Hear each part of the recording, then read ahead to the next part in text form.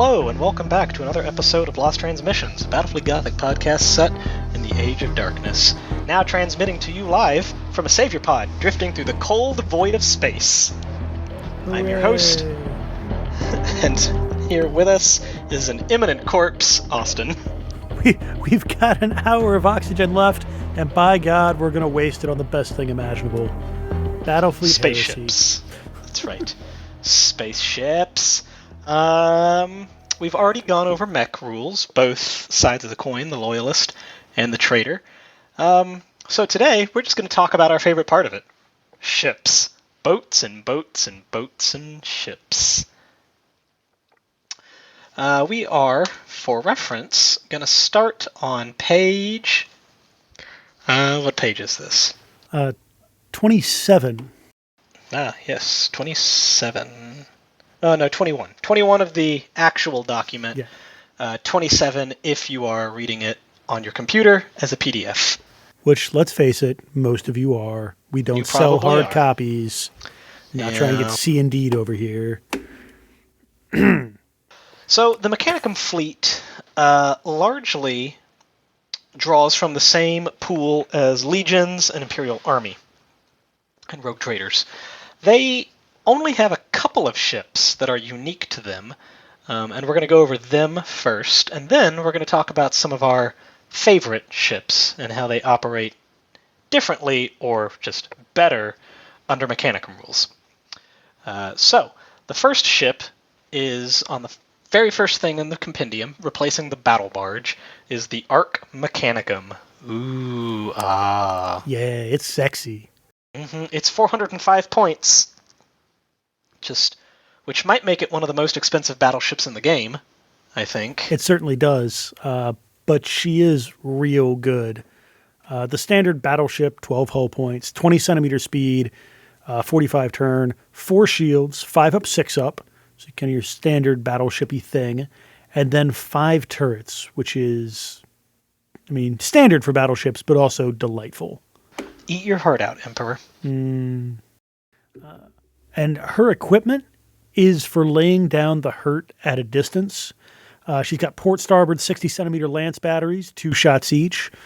Port starboard weapons batteries, 60 centimeters, 12 shots each. And then another 60 centimeter dorsal lance that goes left, front, right for 2. So pretty much you can throw out a Crusader and a Gothic's worth of broadside at 60 centimeters. And then if that's not enough fun for you, she also has strength 9 Prow torpedoes. Yep, she's got a lot of guns. You could compare her to the Oberon, only that she doesn't have, what am I thinking of? She doesn't have launch capacity. Mm-hmm. She doesn't have boats. Yeah, she trades that out with the ability to survive a little better in a one-on-one fight with something her class. Yeah, she is the only battleship that really has a sizable mix of batteries and lances. The Retribution has the majority of its firepower comes from batteries. The Desolator, the Apocalypse, and the Victory, the majority of their firepower comes from lances with dorsal weapons batteries on top for added fun.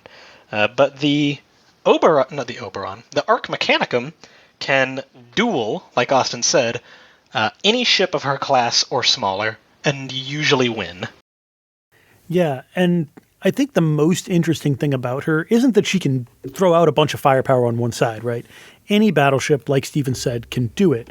The difference between the Arc Mechanicum and most other battleships is that she can put out a very dangerous amount of firepower on both sides at once. Mm-hmm. For example, like the Desolator Steven was talking about. Port starboard lance batteries, 4 shots each. Great. Dorsal weapons battery, 10 shots. Great. But it's left, front, right. Which means that you can throw 10 weapons batteries, 4 lances to something, but you can't do it to 2 somethings.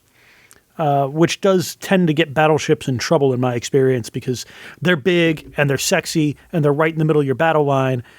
And they just go straight into the middle of the enemy line, firing guns in all directions. But then you realize one direction is not shooting near as much as the other, and you get in trouble. Yeah. Something else the Arc Mechanicum can do that most other battleships can't well, maybe the Oberon. The Oberon could do it just as a result of the spread of her weapon systems, is that she can split fire, like most ships can. It's an often forgotten thing. But maybe she doesn't want to put all of that firepower into one target. Maybe there's a little escort squadron or a crippled cruiser that's in her firing solution, and she just wants to put a few lances into it just to finish it off, but all those weapons batteries she wants to throw at something 60 centimeters downrange to ruin shields or put the hurt on. Mm-hmm. So she can do that because she's fancy. Mm-hmm. And I also, because I like it, because she does have, the dorsal lances, left, front, right. You got to pick a spot for it. But I really like a strength 2 lance battery that can fire in a random direction at 60 centimeter range, right? Because like you said, picks off that last escort, hits that cruiser that's trying to run. You're shooting enough guns that, you're reliably going to do 1 point of damage, right? 2 4-ups. We all know that math. It's not wasteful. You're not dumping 12 weapons batteries at something that only is 1 hit away from death. Yeah. And the Arc Mechanicum still has more guns than what's listed on her profile. For 10 points, she can replace those torpedoes with the classic Nova cannon. Which blow out the bridge of battle barges from across the table. It'll be fun. Jason! He keeps doing it. We don't know why.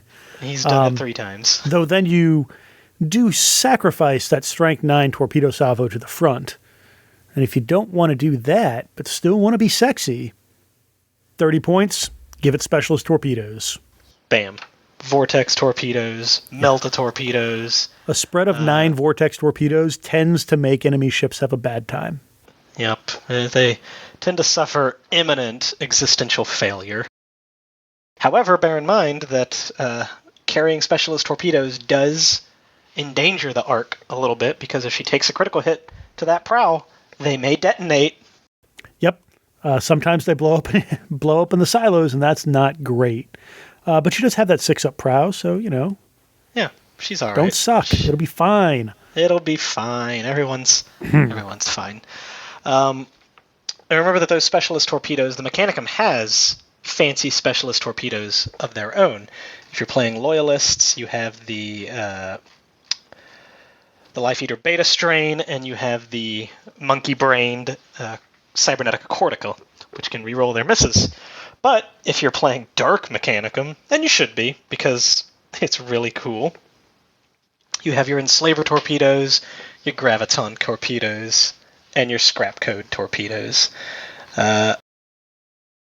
Which brings us to another neat bit about the Arc Mechanicum, because again, at 405 points, it is the most expensive battleship in the game, short of the Glorianas. But she has the ability to select 1 refit at the start of a battle, and in campaigns, she does not have to roll for what kind of refit she will receive. So, at the beginning of the game, Gifts of the Omnissiah or Madness of the New Mechanicum, because you're a fancy Mechanicum ship, the Arc Mechanicum can just pick which ones it is she wants. Yeah, and if you can't figure out why that's super good, we suggest listening to our last episode where we talk about all those gifts to the Mechanicum and why they're all super good. The obvious one is to take the fancy lances that hit twice on 6s. Uh-huh. What am I also looking here? Oops, here we go. You've got the augmented weapons relays is what those are. So your lances hit twice on a 6, and all those weapons batteries that you have get an automatic shift on the gunnery table before they fire. A good shift, that is, which, considering their long range, 60 centimeters, it will negate the bad shift that you'll get because you're shooting so far away. Mm-hmm. Although, there are a couple other ones that, like augmented weapons relays, right? Making your guns better, it's the obvious, easy choice. But emergency energy reserves, where you only lose 25% instead of 50. Super nice. Obviously, that doesn't help your lances too much because you still round, so your 2 is still going to go to 1. But it keeps the weapons batteries respectable. It gives you extra shields, extra turrets, all sorts of fun stuff. And then, of course, the fleet defense turrets. If you've got something else out there, it being able to pass off 2 turrets to somebody else is delightful. Yep. And again, if you decide that you want to roll with the traders and do Madness of the new Mechanicum, you can pick that upgrade as well. Cascade Cannons is a good one when you're sporting that many weapons batteries. Tessellating Geometry also keeps your big 12 hull point ship from taking as much damage because you get that 6-up or that 5-up save. I will tell you, though, my favorite of these to take on really any battleship is Unnatural Grace. That extra 45-degree turn for a battleship is just amazing. Because there are situations... Angles are all wrong. Yeah, like there are things that can happen to your battleship where you just can't turn because you can't go the minimum distance forward. Like that happens to Sonadal all the time. She doesn't really care because Steven's luck is atrocious against her. That's true. But in a normal situation, you can lose 5-10 centimeters of speed on a battleship and suddenly it's only going 10. You need to go 15 to turn. You can't turn. Unnatural Grace, bam. You can still keep those guns pointed in the right direction. Weird little turn. Yep. Now there is a slight downside to the Arc. And I say slight with quotation marks. And that's that the Arc Mechanicum has to have an Archmagos Explorator or Navis embarked on it if one is present. Because this is the fanciest ship possibly in the Segmentum. And the smartest, fanciest guy is going to be on it. Probably because he personally owns it. Yeah, if there's not a Gloriana around, an Arc Mechanicum just is the most impressive ship in the fleet. Now, which does mean if it gets blown up, you've probably given your enemy 500 points. So there's that. Yeah, there is that. Your guy was there. Yeah, but not even necessarily the hidden benefit to that, because it's pretty obvious, is that your Archmagi pick their refit at the start of the game. They do. So the Arc Mechanicum has 2 refits, and she can pick both of them. And again, if you don't know why that's really good, go back and take a listen to the previous episodes we've done on Mechanicum, because that can make the Arc Mechanicum extremely rude. Yeah, that's why she is the most expensive gun battleship by quite a bit, really. Uh-huh. Like, she's only a little bit pricier than an Emperor, but carriers are their own thing. Yep. And she has her own ordnance defense in the form of 5 turrets. Yeah, she doesn't really care about enemy attack craft. She just shoots them real hard with a lot of guns. She just fires all the guns and doesn't worry about... And stays 60 centimeters away, Yeah, they had to go a long way to get there, and now they're just going to get blasted apart by 5 turrets. And I've been the wing commander in that scenario. It never goes well. We keep doing it because we have no choice, but it never works. Statistically speaking, it will work eventually. Yes, at some point in time in an infinite universe, there is a attack craft wave that came in and just crippled one of these things right off the bat. If it happens to you, send me a picture. I'll buy you a beer sometime. We offer a lot of beers, and no one's taken us up on them yet. That's what happens when you cancel Nova 2 years in a row. We're not paying out anything if we don't see you. That's right. We can't ship beer. Well, I mean, we could. We won't. But you usually got to do it in like a case, right? Nah, I'm not mailing somebody a bottle of beer. Yeah, you would have to do 6 beer-worthy things that we've hidden throughout the 2 seasons so far. And if you do all 6 of them... Like a scavenger hunt? Yeah, we'll send you a case of beer. And not like an IPA either, like a real beer. Yeah. So, that's the Arc Mechanicum. She's big. She's bad. If she's a Dark Mechanicum ship, then she also has Violation of the Machine to make those guns even scarier, or make her even faster, or just ignore the critical hits that you did to her. She's real rough. Yeah, it's upsetting. It's straight up upsetting. And then what other ships do the Mechanicum get?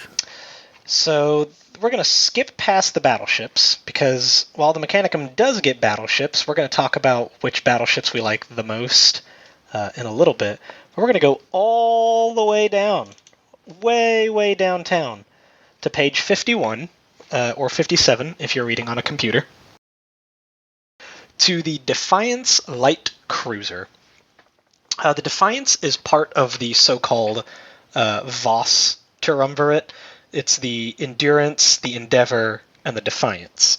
And those of you who have been playing out of Book 1 for a while now will note that while the Endurance and the Endeavor are present for Legion and Imperial Armada, the Defiance is a Mechanicum exclusive. And the main reason for that being is that between the Armiger and the Strike Cruiser, the non-Mechanicum fleets have the carrier light cruiser covered. Yeah, they real do. So the Mechanicum still has the Armiger, but they also have the Defiance, which is Cruiser 6, because it's a light cruiser. It's 140 points. It's Cruiser 6, 20 centimeters of speed, that 90-degree turn, 1 shield, 5 up armor, 4 turrets, which is an obscene number of turrets for a light cruiser. It really shouldn't be allowed. But all of these Voss ships have a little bit higher turret capacity than normal. And that's actually a Mechanicum thing in general. I don't know if we've touched on that before, but all Mechanicum ships have 1 more turret compared to their non-Mechanicum equivalent. So the average cruiser, the Murder, the Gothic, the Lunar, etc., have 2 turrets. Mechanicum Murders, Gothic, Lunars have 3. Mechanicum Dictators have 4, stuff like that. And that's to make use of those fleet defense turrets. Yep, turns out when you don't have to feed your gunnery crew, you can cram a lot more people into the thing. Yeah, more people and more guns. Hooray! Speaking of guns, the Defiant sports a Prowl, okay, great, that's how we spelled that, a Prow Lance Battery. God, who did the editing on this? Right. 2 of them. She's got 2 of them, which is, kind of lance heavy for a light cruiser, and it can fire left, front, or right. Also, for the record, I was supposed to be spell checking that. That wasn't a dig at Jesse. Jesse, when you're editing this, if he edits this, who knows? Anyway. Please don't edit all of Austin's parts out. It's just Steven talking into the void. Uh-huh. Austin's been dead for 2 years. Oh, no! Yep. Welcome to Lost Transmissions Ghost episode. But the Defiant also has port and starboard launch bays, firing fighters or bombers, 1 squadron each. Mm-hmm. So the Defiant is not a particularly aggressive ship. But the fact that you can bring one for 140 points with its turrets and its fighter and bomber complement make it an excellent escort, right? Because 2 squadrons at a time, 2 squadrons of fighters will help protect that big, expensive Arc Mechanicum from all the torpedoes being flung at it from downrange. Mm-hmm. You can blunt a bomber wave before it comes in. You can keep assault boats off of it. It's also... And while the... Oh, go ahead. Oh, go ahead. No, go. You first. I insist. All right. So I was going to say, it's also, weirdly, my favorite thing to squadron these with is just a regular old Dauntless. Just regular old Dauntless, doing regular old Dauntless things. That's true. Because the Dauntless, if you remember, has prow lances of 3 that are left, front, right. So you can swing all those lances back and forth wherever you need them. or you can have it sitting in with torpedo dauntlesses because you're reloading ordnance anyway, and just keep those fighters around to clear out enemy attack craft, to make your torpedo waves more impactful, and to cover the light cruisers themselves. Yeah, and while Austin is a fan of the Dauntless, I personally prefer, to the surprise of nobody, the Heretic. With 12 weapons batteries in a single broadside, between its 6 on the sides and 6 on its prow, it can reliably drop shields for the Defiance to plink away with the Lance. And anything that happens to not be crippled from that can eat bombers. It's true. There is a little bit of a downside, and that the Heretic is 30 centimeters, so you're giving up quite a bit of speed to kind of keep them together. But the Heretic also only has 2 turrets, so sticking it in where it can pick up more support, both in the attack craft and the fact that Defiance has 4 friggin' turrets itself, can be super useful. So they can be in a squadron together, you pay a little, you get a little, or they can just sort of be near each other on the battlefield. Yeah, they don't necessarily have to be a squadron, but they can go together. And really, I think that I would probably not run the Defiance and the Heretic as a true squadron, unless one of them really needed the leadership help, because the Heretic wants to be locking on, and the Defiant wants to be reloading ordnance. Although with 2 lances, it can lock on and make for a good account of itself. Yeah, it's not wasted when you lock on with this, like it is sometimes. Not like that Armiger. Well, I mean, the Armiger does have 3 lances, but they're front only. And this is one of the things that Steve and I were chatting about briefly before we were recording, is the Armiger's 10 points less and 5 centimeters faster, and has an extra lance. And if you're listening to this, you're like, well, that's kind of dumb. Why the hell is that less expensive? 1 less turret. And I know people are like, oh, turrets. No, turrets are real good. They save lives. But most importantly, it's that the lances can go left, front, right. Because when you're a carrier, you're generally not face on to the enemy, right? You want to be kind of trying to keep the range, because your attack craft can get there and the enemy can't. So a lot of times, you're sideways to the enemy, or, you're trying to reload ordnance, right? You're not trying to come to a new heading or do something dumb to get yourself into a good shooting angle. And even though it's 1 fewer lance, being able to swing it, over 3/4 of your base makes a lot of difference. Yeah. The Defiance. And it works well, in addition, with its little brothers, the Endeavor and the Endurance. The Endeavor being the battery craft of the triple threat. 6 weapons batteries on each side, and the Endurance being the light, or the lance cruiser of the 3, with 2 lances on each side. I'm aware that the book says that the Endeavor has 6 lances on its port. It has 2. Don't let our poor editing. Yeah, none of you should have actually believed that. Ruin your good time. That's right. The Endurance can also drop its prow weapons battery its prow torpedoes for another lance, which fires all around, and the Endeavor can do so too. So what you can do is you can bundle up these 3 light cruisers, which are 140 points, 135 points each, and you've got a battleship's worth of lances for a fraction of the cost. Yeah, because that gets you 6 weapons battery, 8 weapons battery, with the port starboard in, and 2, 3, 4, 5, like 6 lances. Yep. 4 lances? No, 6 lances. And where that really starts provided to shine, you remove the torpedoes for lances. Yes.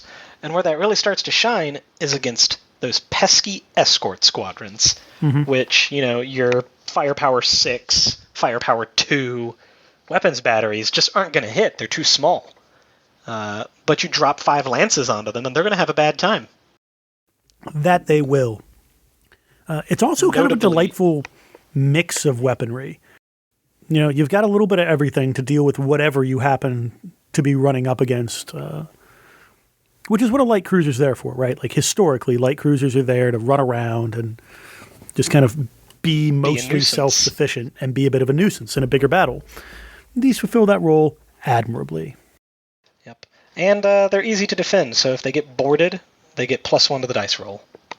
Normally, you, as the Mechanicum, don't want to get boarded, but if you are playing a World Leader fleet or a Dark Mechanicum fleet with Slaughter Thralls, Or really any just Space Marine fleet. any right? Space Marine fleet, they're going to want to gang up on your little hull point 6 light cruisers.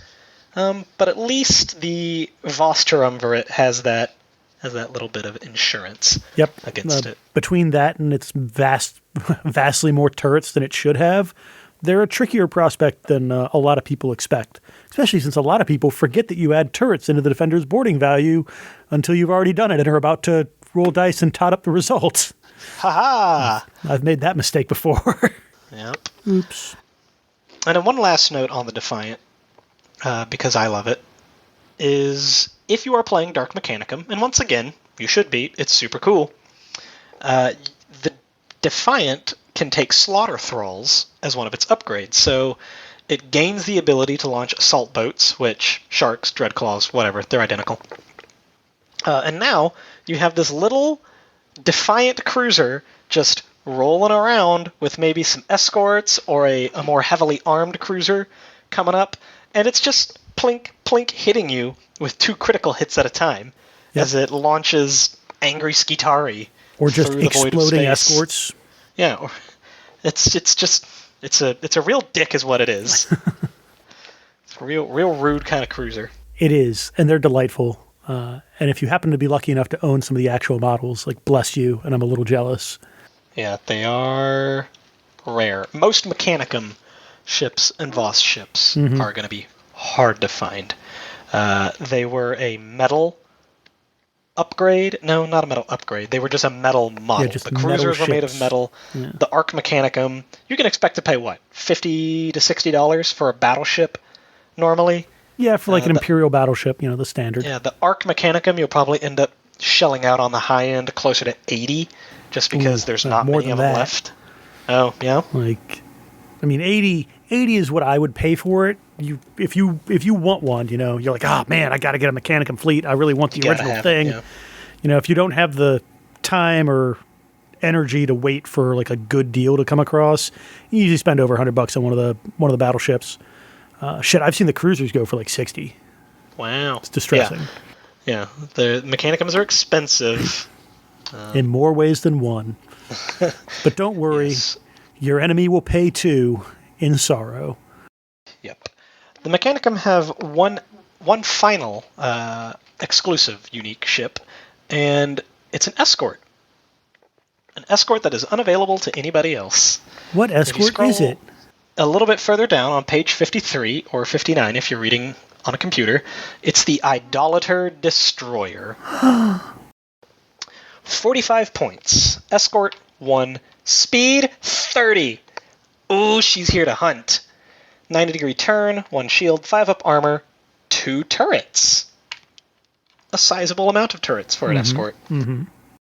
And only has 2 weapons. But it has a front, left, right weapons battery, firepower 2, with 45 centimeters of range. Now, if you've played escorts at all, you know that almost all of them max out at 30 with their weapons, especially weapons batteries. And then it has 1 30-centimeter lance battery firing in the front. And I know what some of you are thinking. 45-centimeter range is great, but it's only firepower 2. You get a bad shift that you're throwing no dice. What's the point of that extra 15 centimeters of range? It has advanced firing solutions. Pretty much, when Xana built this one, they broke the mold and didn't give it to anybody. Anybody loyal, anyway. Yeah. There might have been some Eldar trickery used in making this thing. Who It knows? uses parts that are Freyal, definitely not human. It's not okay. But anyway, advanced firing solutions, the vessel does not suffer a bad column shift when firing weapons batteries outside of 30 centimeters, which means that this gives them a decisive advantage against enemy escort squadrons. Normally, when I have escorts, I like to send them after enemy cruisers. That's just how I roll. I use my light cruisers to hunt enemy escorts. However, these guys, or attack craft really, but these guys, because they can have that kind of standoff range, because an escort outside of 45 centimeters is real hard to hit, right? Like it's already, I don't have my, actually, yes I do. I have it right here, right? If you're throwing eight weapons battery at an escort closing, the best possible thing at 45 centimeters, you're rolling 3 dice at it. And still probably needing 5s. Yeah, and you need 5s to hit, right? It's a general. It's one of the Legion escorts. If it's a beam, which is, escorts tend to be when they're running around doing all their dumb stuff, that would be 2 dice with the bad shift. So that extra good shift is an extra shot or 2, and that makes all the difference. Yep. Makes them a little better at shooting down ordnance, too. If you've run out of everything else, and you just absolutely have to bring that wave of bombers or torpedoes down. The Idolater is going to be more accurate at it than anybody else is, because you're already shooting at ordnance, so it's the worst possible firing solution. But at least you're not going to get further kicked in the dick by firing outside of 30 centimeters. Well, you can hit them at that longer range is the important thing. Yes. Yep.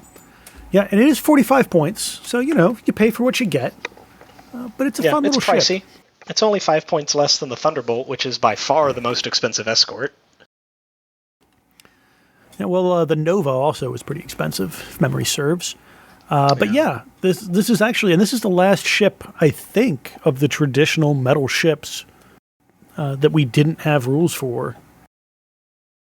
Yeah, right? It's not in the original. Well, it was in Red Book number 1. Mm-hmm. We took it out so that we could make it exclusive for Mechanicum here in Red Book. Yep. And there's something worth noting when you're buying Chaos Escorts, these metal ones, is that you'll know which one you have by how big it is. The Idolater, the Iconoclast, and the third one. Havoc. Havoc, maybe? Yeah, Havoc. I'm here for you. Yeah. They all kind of have the same general profile, but the Iconoclast is notably smaller than all the others. It's roughly the size of the first knuckle of your thumb. It's a little baby. But the Havoc and the Idolater are, comparatively speaking, gigantic. They have big, heavy front prows. They've got, sensor masts sticking off in weird directions. My favorite part about the Idolater is that it has, for that lance, it has a skull with a gun barrel sticking out of its mouth. Some of them do. Yeah. They're a little more chaosy than most chaos ships, really. Most things, yeah. No. Props to you if you can find a Desolator, a Chaos Battleship hull. And then I believe it has 8 turrets on each side. Find 8 Idolaters, take their little skull turret, and replace the ones on the Desolator for the most chaotic battleship. You've gone mad with power. Just buy the pack of GW skulls and put a mast in there, in the mouth. It'll do you just as well. But metal. Metal. Quit driving up the price of chaos ships, Steven. Well, I got a whole box of them I need to sell. Jesus. But that's mostly it, I believe, for actual Mechanicum exclusives. And if you're being incredibly true to fluff, really the Iconoclast should probably only be taken by Dark Mech fleets. But there's no rule that says people they have to do be. deals with Zana, right? Yeah, People do deals with Zana, so there's no reason that you can't have them as loyalists, but if you are playing Traitor, you should almost definitely have them. Especially if you're playing Zana. Especially if you're playing Zana. Not that there's any rules for Zana, but Queen Corswain, I don't know if you've saw her. She's sculpting the Zana like seal onto the sides of her Mechanicum ships. It's crazy. That's wild. Yeah, that That's big wild, like I fully support it. Monster skull that they have as their icon. But we're going to take a brief break and let Jesse talk at you for a minute. And when we come back, we're going to talk about my favorite things, Grand Cruisers. Hey everyone, this is Jesse. Once again, I'd like to thank you for tuning into our program. If you enjoy this program or would like to give us some feedback, go over to Apple Podcasts, Spotify, and leave us a rating. We'd love to hear what you think. You can also follow us on Facebook and Twitter at RR30K Podcast. You can join our Instagram at RR30K. You can follow our Discord server, which link is in the show notes of this program.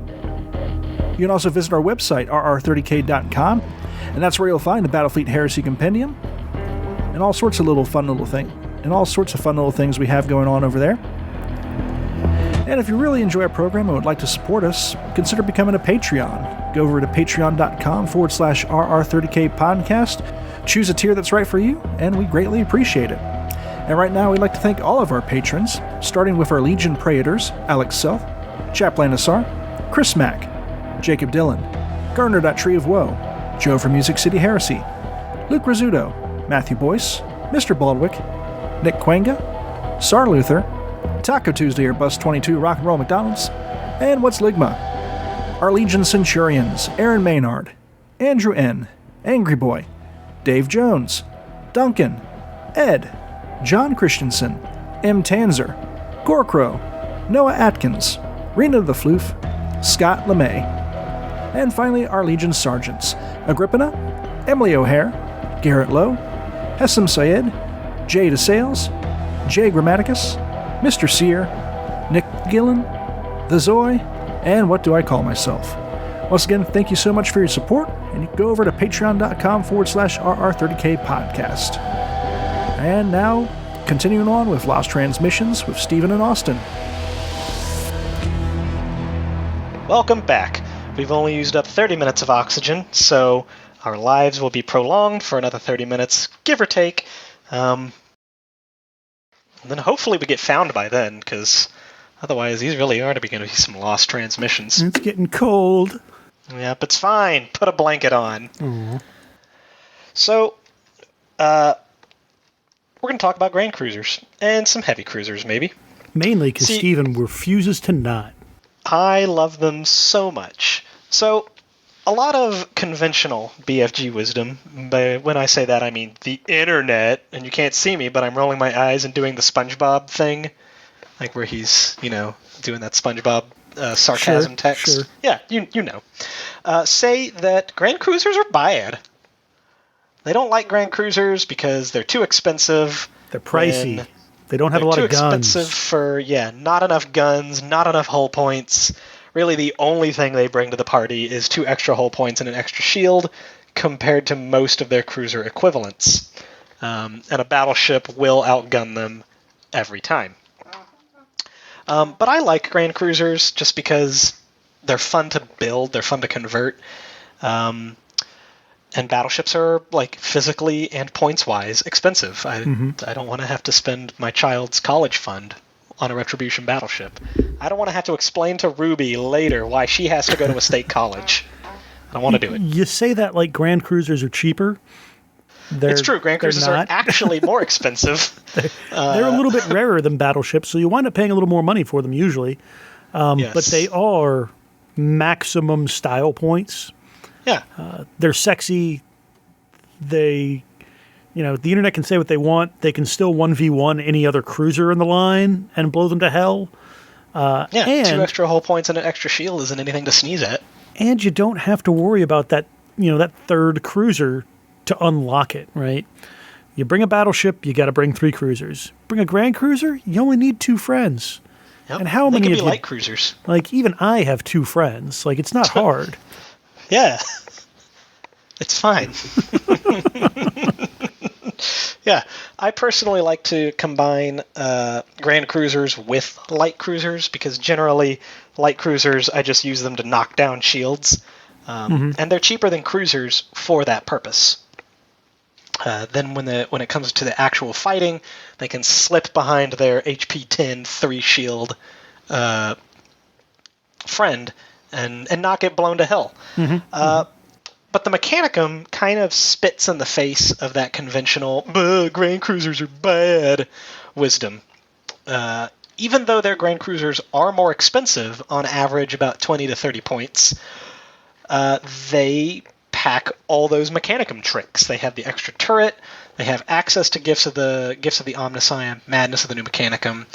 I love them.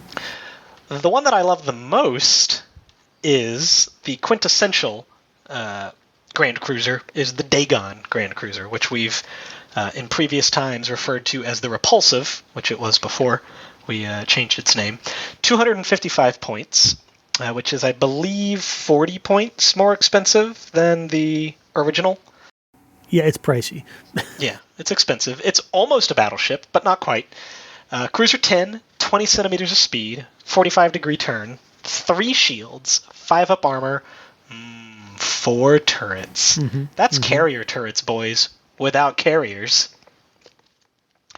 It has port and starboard weapons batteries at 45 centimeters with 14 shots. It has 3 dorsal lance batteries at 30 centimeters, front, left, right, and 6 Prow torpedoes. It is not, as you might expect from something out of the Chaos line, a long-range brawler, or rather a long-range support ship. The Dagon wants to get in there. It wants to get to grips with the enemy. The 45-degree, the extra 15 centimeters on its weapons batteries, that's just to bring down shields on its way in. Because when it gets there, it's really going to lay into you. And I will 14 weapons batteries is a lot. 14 weapons batteries is a lot. But if you want to do more than just bring down somebody's shields, for 10 points, you can increase the range of its 30-centimeter strength 3 dorsal lances to 45 centimeters. At 10 points, that's basically as close to an auto-include as you can get in Battlefleet Heresy, I feel. Because, 14 guns, you're shooting at an enemy ship, and what's that? Like, capital ship, closing, but it's away, it's to this, you wind up throwing 5 or 6 dice at it, which is great. That's probably going to drop the shields of a cruiser, but then you've done no damage, which is a bummer. But if you have 3 lances that you can also throw at it at 45 centimeter range, it becomes distressing, right? Yep. It goes from annoying to distressing, and that's making people brace, right? They see, I'm shooting 14 weapons batteries, 3 lances at you. F it, brace, we're out. Like, don't want to run the risk. And that's a win all on its own, even if you miss with everything. Yep. Sometimes it's not about killing them. Sometimes it's about making them act like they're dead. Yep. For 15 points, a Dagon can upgrade its prow to an armored prow, which you all know and love it. It's a 6-up armor on the front. So it's got 6 torpedoes, it's got 3 lances that can fire in the front. It can just cruise on in, laughing as your firepower bounces ineffectively off of its 3 shields and 6-up armor. Yep. But more importantly than that, if you've paid attention to the rules, you'll know that any ship with 8 hull points and a 6-up armor, 6-up prow, can mount a Nova Cannon. Now, the Dagon's Nova Cannon is a little bit more expensive. It's 20 points as opposed to, I believe, the 10 points. No, never mind, 20. I take that back. Forget I said that. 20-point Nova Cannon. I'm not making a note. Yeah. We don't have time for post. We've only got 30 minutes before we asphyxiate. The Dagon's Nova Cannon can just sit back there, and maybe you didn't want to have to bring a whole-ass battleship to bring a Nova Cannon. Maybe you didn't want to bring an Arc Mechanicum, so you brought your Dagon, and you're just blasting out the bridges of everything you see. Yeah, I love how that's not an actual thing the Nova Cannon makes easier in the slightest, but Jason's done it so many times, it's just where we're at now. Yeah, it's just what we believe. That's what Nova Cannons do, right? Yeah, they just What do you mean it's a blast the 1 in bridge. 12 chance? Don't ask questions. Yeah, it's fine. Yeah, it's a fun ship. Again, I really love increasing the dorsal lances. The armor prow, that's more situational. You know, if you're running a lot of the chaosy ships that don't have a 6-up prow, why bother? If, however, this is the only thing with a 5-up, the only cruiser with a 5-up prow, you might want to invest just to stop it from catching all of the firepower as the fleets are closing. And then you throw a Nova Cannon on it. Just laugh. Yep. And the Dagon, now, so the Dagon, or the Repulsive, as it were, was not available to the original Adeptus Mechanicus fleet list. So there's never been before a repulsive hulled ship that has access to Gifts of the Omnissiah. There's no Gifts of the Omnissiah result that's not good on the Dagon. And yeah. The main reason for that is because it has so many weapons batteries for a cruiser. 14 is a lot, so even when you cripple it, you're still throwing out... better than a lunar. Yeah, better than a lunar. You're still throwing out a fair number of shots. I don't know what 25% of 14 is, don't ask. Okay, it's 4. It's 4 shots. I don't even know what math you're doing now, but it's fine. It's impressive. We love it. Yeah. Yes. Instead of being halved, it goes to 25%. Oh, reduced by 25. Yeah, reduced right. by. Why would it improve by making it less shots? So right. It's still 10 weapons battery. Yeah, it's 11, actually.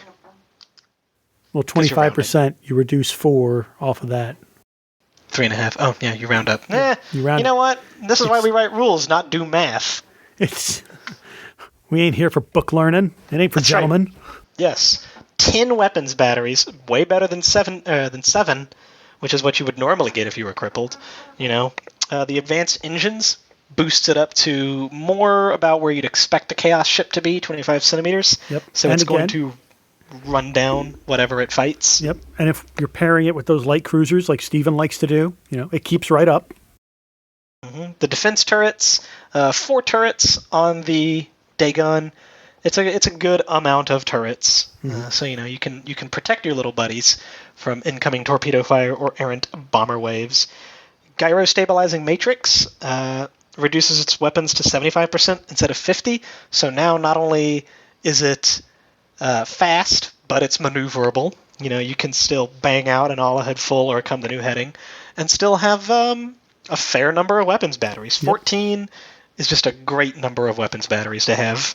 It really is. And then naturally, you still got the lances to augmented finish weapons. them off. Yep. Augmented weapons makes those weapons batteries more accurate, and those 3 lances hit twice. So if you somehow manage to crank out 3 6s, suck 6 lances, nerd. Apologize to your friend and watch his entire fleet go to hell. Yeah, it's fine. The Dagon is one of my favorite ships for the new Madness of the New Mechanicum. Insane beyond measure. Because, again, at 10 hull points and 3 shields, she's durable. So she can afford to be right there in the thick of it, auto-passing, reload ordnance, all ahead full, and lock on. She's just there. She wants that blood.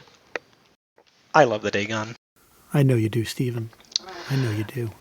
The only thing that I think I love more than the Dagon is the Hades, which I know isn't a grand cruiser. It's a heavy cruiser. It's my favorite heavy cruiser. But like the Dagon, it's another ship that there's just nothing bad that can happen to it by applying Mechanicum upgrades. And that's really all there is to say about that.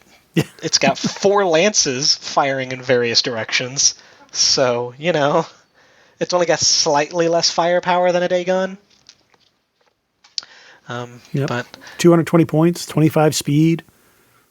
It's nasty. It's purty. The Governor Grand Cruiser is another good one. Really, some of the cruisers, there are gifts that you're like, do I really want that compared to some other ones? But I gotta say, once you get in like the heavy and grand cruisers, everything is good. Everything is good as far as it's true. upgrades go. Because they've got that they've got that just little bit of extra nasty that really makes those gifts shine. Mm-hmm. And you would think that Mechanicum stuff, a lot of it wants to use like lances. When you if you're a Mechanicus player, lances is probably something that comes to mind a lot. Yeah, especially if you're the 40K variety. Mm-hmm. But in 30K, boy, Mechanicum have so many good weapons batteries upgrades. It's not listed in a lot of these. I actually have to go back and edit it and put them in. But you can still get those plasma boosted weapons batteries. Upgrade any 30 centimeter weapons battery to 45 centimeters. Yeah. And just, congratulations. It also goes the other way. Pretty much anything with a 45 centimeter weapons battery can reduce down to 30 for increased firepower. Mm-hmm. Yeah. Like that Exorcist. You think 8's a little too wimpy and you don't want to bother with that extra 15 centimeter range? Go to 10 firepower. No points cost. No changes. Just do it. Yep. Get right up in there. Congratulations, you're a Hades now. Mm-hmm. A Hades with a launch capacity. Hooray! Yeah. One of my favorites, again, this has always been my favorite, one of my favorites, just because it's simple and it's mean. I wouldn't say it's particularly effective, but it's simple and it's mean. It's the Avenger, because it has 16 weapons batteries. Only 30 centimeter range, but 16 weapons batteries on a 10-hull .3 shield platform.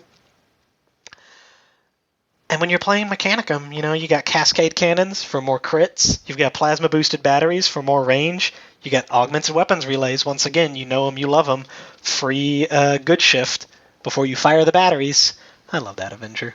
Mm-hmm. It's so cute. But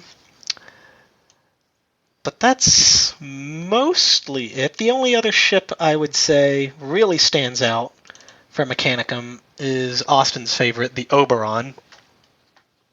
Just because it's got a little bit of everything, so there's no upgrades that it can't use. Yeah, I mean, same basic principle as those grand and heavy cruisers, right? It does everything pretty well, and when you have a random chart that improves one thing to make it amazing, if you already do everything pretty well, suddenly you're doing something fantastic for free and doing everything else better than average, and you just deal out death, and it's delightful, and we're all about it. That's right. If we'd been on an Oberon, this never would have happened. What never would have... Oh, I see. The whole no oxygen floating through space thing. Yeah. Well, I can't help it. Yeah. It was a Dagon. It came out of nowhere. Damn it. It had 45 centimeter lances. What were we supposed to do? Die, I guess. Well, certainly some people did. And we will too. Don't worry, they'll recover our bodies and use it to make nutrient paste for somebody. Hopefully. Yeah, or we'll be eaten by demons. It's fine. Whatever. Little column A, little column B. Yeah. But I think that pretty much wraps it up for our Mechanicuming. Yeah, I reckon that about does it for Mechanicum-ing. Mechanicum stuff. Yeah. The Omnisci has many gifts did not include language.